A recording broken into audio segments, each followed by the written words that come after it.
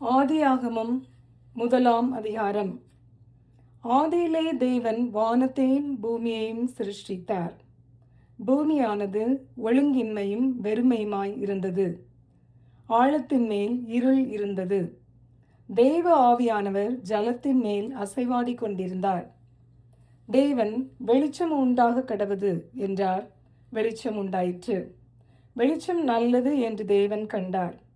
வெளிச்சத்தையும் இருளையும் தேவன் வெவ்வேறாக பிரித்தார்.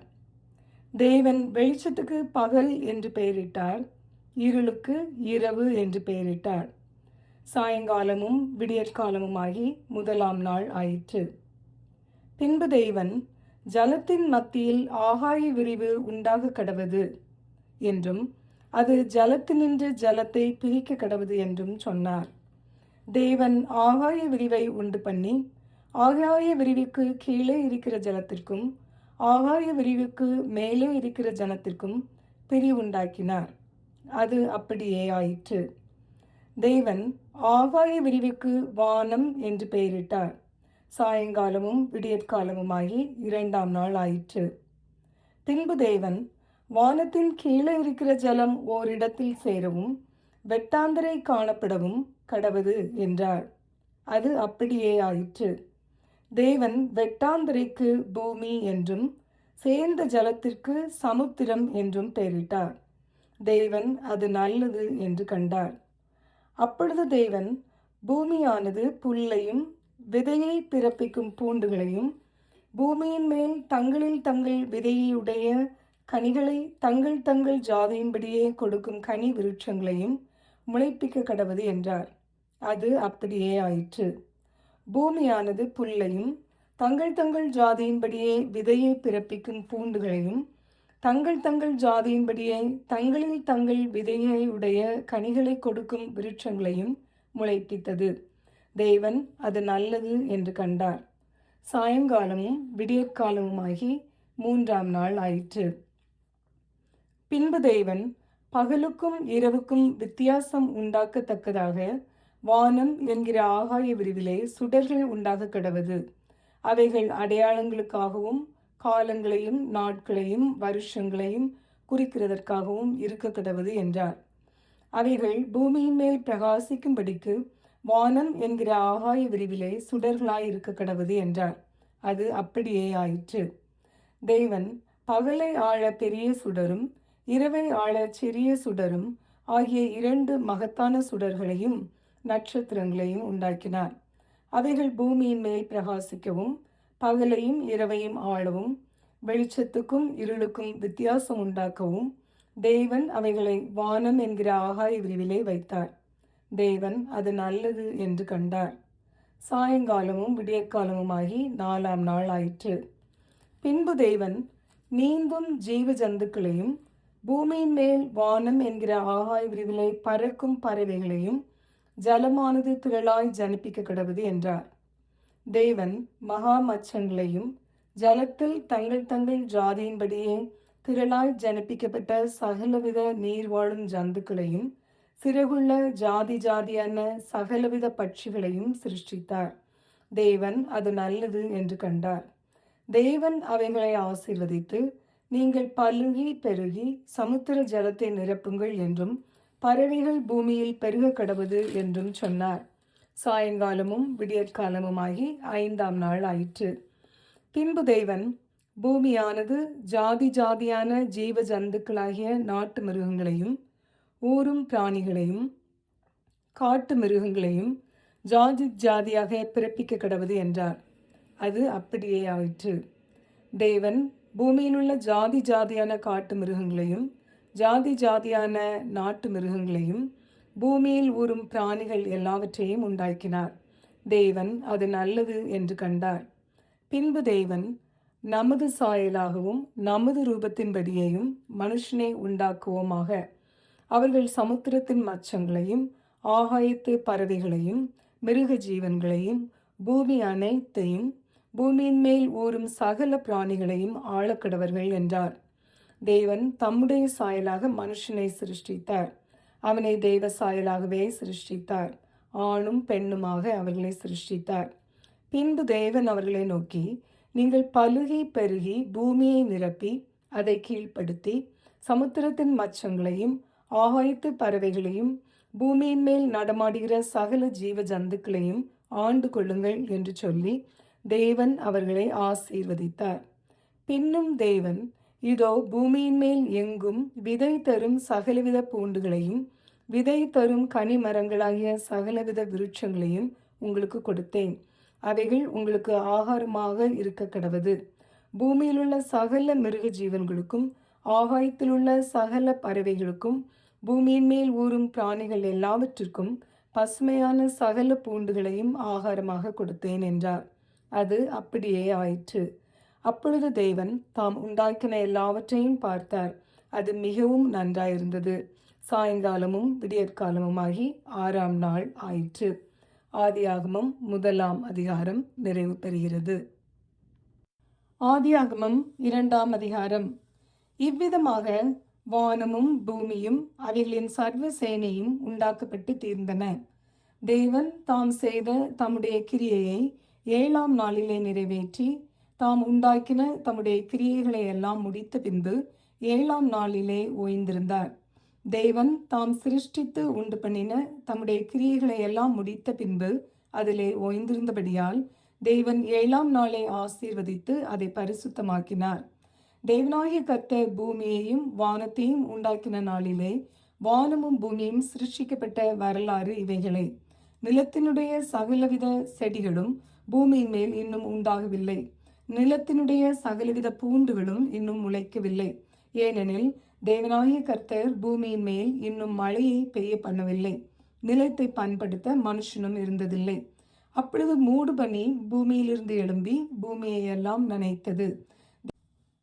தேவனாகிய கர்த்தர் மனுஷனை பூமியின் மண்ணினாலே உருவாக்கி ஜீவ சுவாசத்தை அவன் நாசியிலே ஊதினார்.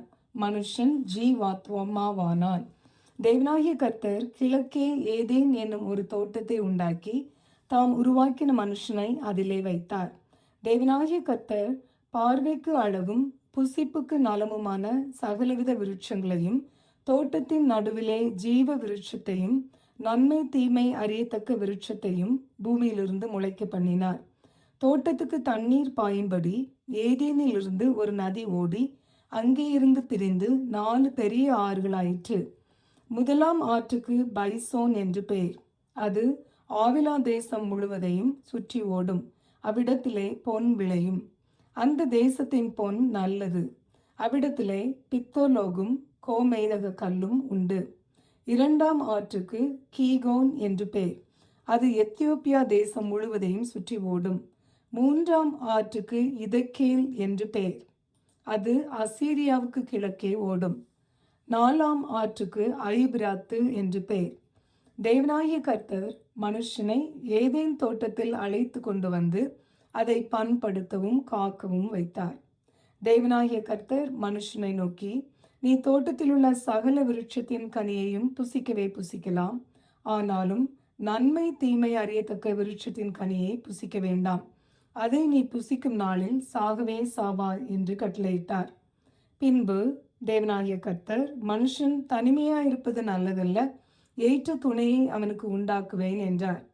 தேவனாகிய கர்த்தர் வெளியின் சகலவித மிருகங்களையும் ஆகாயத்தின் சகலவித பறவைகளையும் மண்ணினாலே உருவாக்கி ஆதாம் அவைகளுக்கு என்ன பெயரிடுவான் என்று பார்க்கும்படி அவைகளை அவனிடத்தில் கொண்டு வந்தார்.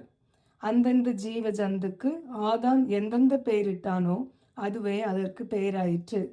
அப்படியே ஆதாம் சகலவித நாட்டு மிருகங்களுக்கும் ஆகாயத்து பறவைகளுக்கும் சகலவித காட்டு மிருகங்களுக்கும் பெயரிட்டான். ஆதாமுக்கோ ஏற்ற துணை இன்னும் காணப்படவில்லை. அப்பொழுது தேவனாகிய கர்த்தர் ஆதாமுக்கு அயர்ந்த நித்திரையை வரப்பண்ணினார். அவன் நித்திரையை அடைந்தான். அவர் அவன் விலா எலும்புகளில் ஒன்றை எடுத்து அந்த இடத்தை சதையினால் அடைத்தார். தேவனாகிய கர்த்தர் தாம் மனுஷனில் எடுத்த விலா எலும்பை மனுஷியாக உருவாக்கி அவளை மனுஷனிடத்தில் கொண்டு வந்தார். அப்பொழுது ஆதாம், இவள் என் எலும்பில் எலும்பும் என் மாம்சத்தில் மாம்சமுமாயிருக்கிறாள். இவள் மனுஷனில் எடுக்கப்பட்டபடியால் மனுஷி எனப்படுவாள் என்றான். இது நிமித்தம் புருஷன் தன் தகப்பனையும் தன் தாயையும் விட்டு தன் மனைவியோட இசைந்திருப்பான். அவர்கள் ஒரே மாம்சமாயிருப்பார்கள். ஆதாமும் அவன் மனைவியுமாகிய இருவரும் நிர்வாணிகளாயிருந்தும் வெட்கப்படாதிருந்தார்கள். ஆதியாகமம் 2ஆம் அதிகாரம் நிறைவு பெறுகிறது. ஆதியாகமம் 3ஆம் அதிகாரம். தேவனாகிய கர்த்தர் உண்டாக்கின சகல காட்டு ஜீவன்களை பார்க்கிலும் சர்ப்பமானது தந்திரமுள்ளதாயிருந்தது.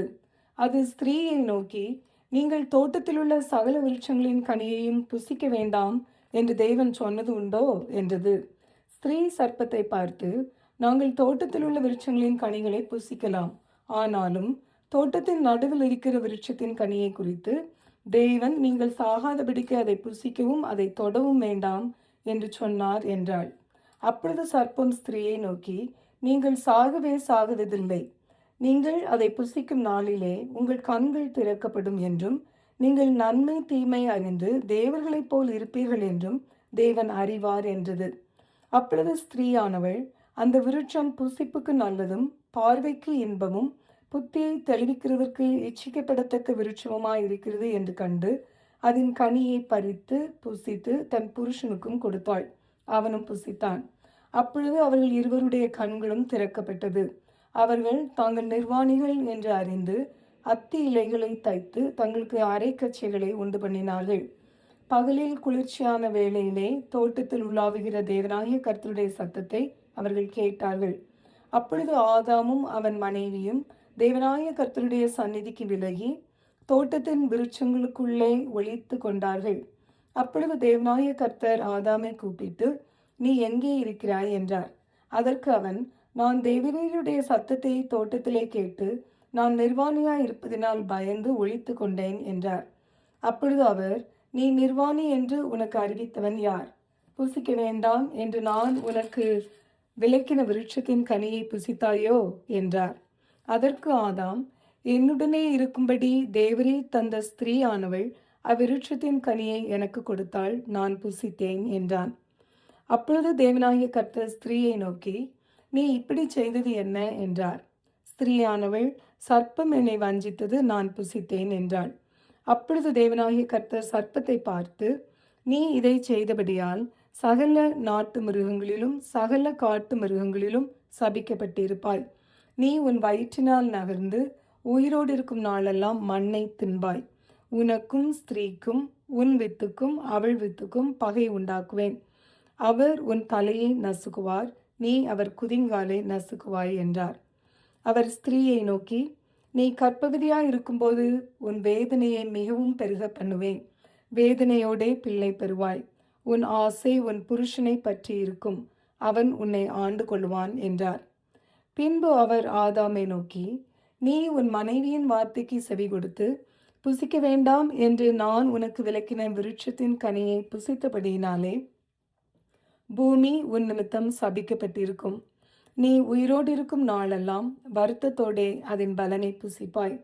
அது உனக்கு முள்ளும் குறுக்கும் முளைப்பிக்கும். வெளியின் பயிர் வகைகளை புசிப்பாய். நீ பூமியிலிருந்து எடுக்கப்பட்டபடியால் நீ பூமிக்கு திரும்ப மட்டும் உன் முகத்தின் வேர்வையால் ஆகாரம் புசிப்பாய்.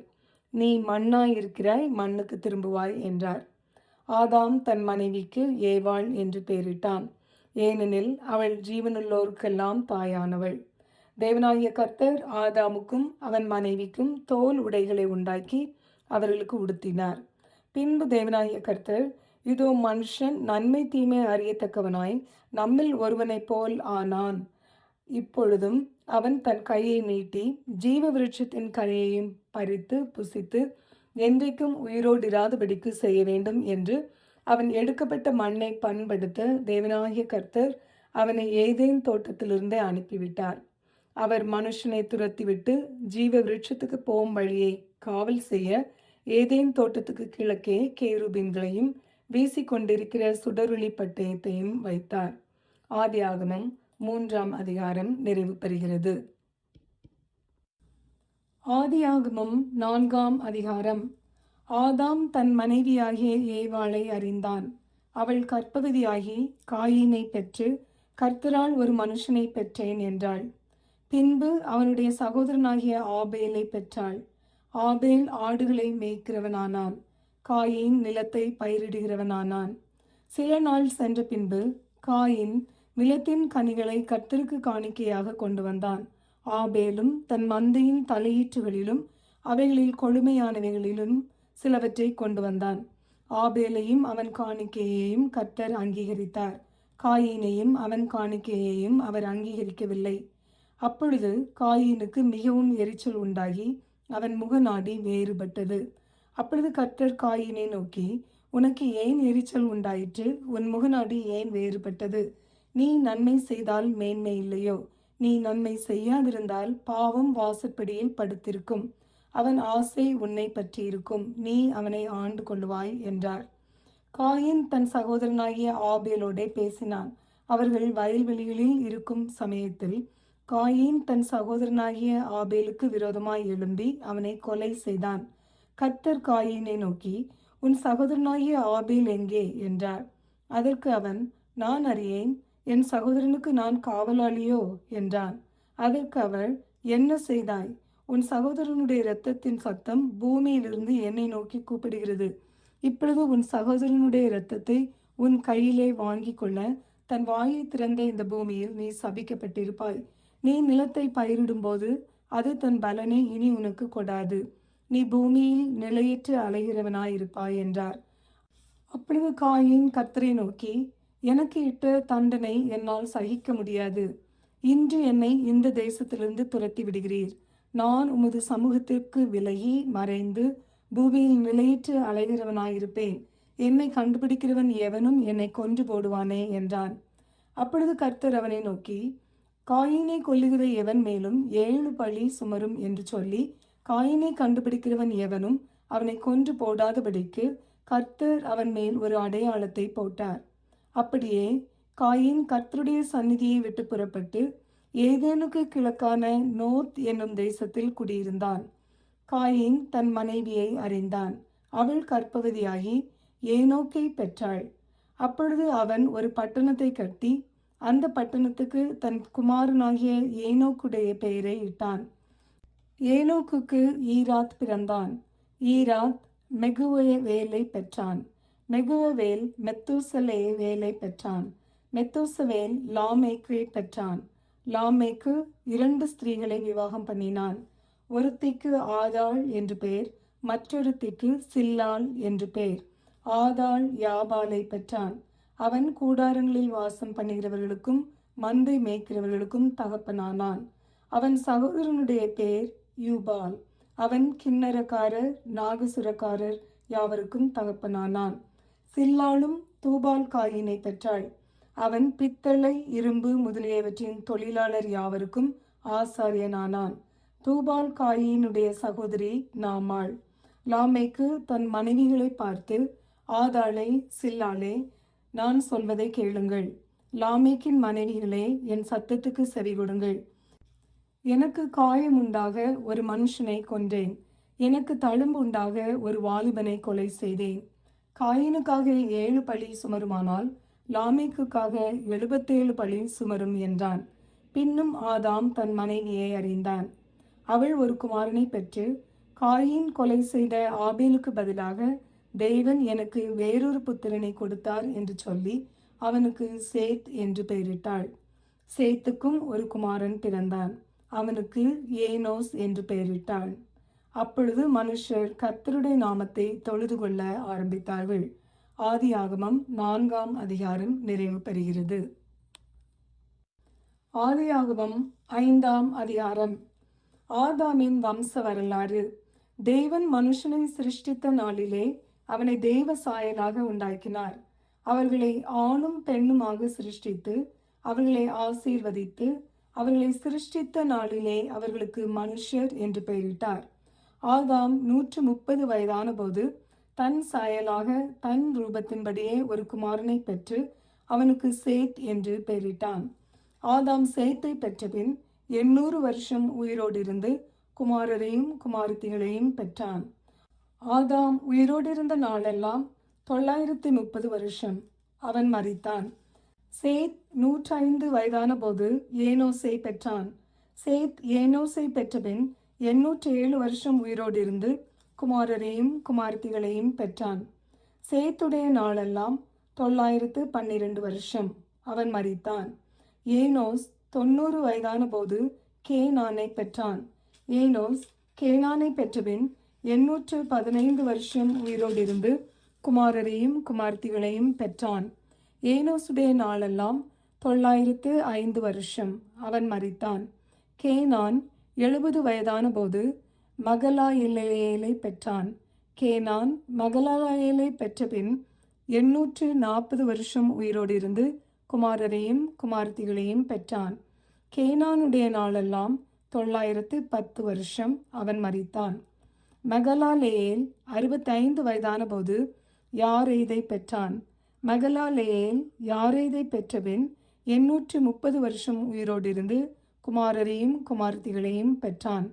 மகலாலேயேலுடைய நாளெல்லாம் 895 வருஷம். அவன் மரித்தான்.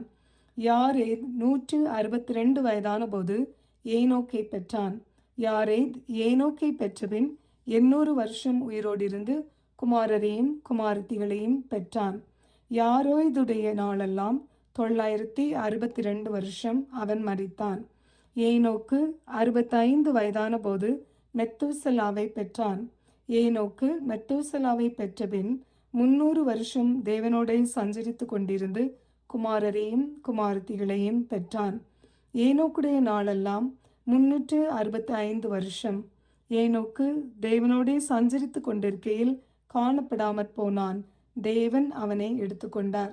மெத்தூசலா 187 வயதான போது லாமேக்கை பெற்றான். மெத்தூசலா லாமேக்கை பெற்றபின் 782 வருஷம் உயிரோடு இருந்து குமாரரையும் குமாரத்திகளையும் பெற்றான். மெத்தூசலாவுடைய நாளெல்லாம் 969 வருஷம். அவன் மரித்தான். லாமேக்கு 182 வயதான போது ஒரு குமாரனை பெற்று, கர்த்தர் சபித்த பூமியிலே நமக்கு உண்டான வேலையிலும் நம்முடைய கைகளின் பிரயாசத்திலும் இவன் நம்மை தேற்றுவான் என்று சொல்லி அவனுக்கு நோவா என்று பெயரிட்டான். லாமேக்கு நோவாவை பெற்றபின் 595 வருஷம் உயிரோடு இருந்து குமாரரையும் குமாரத்திகளையும் பெற்றான். லாமேக்குடைய நாளெல்லாம் 777 வருஷம். அவன் மரித்தான். நோவா 500 வயதான போது சேன், காம், யாபேத் என்பவர்களை பெற்றான். ஆதியாகமம் 5ஆம் அதிகாரம் நிறைவு பெறுகிறது.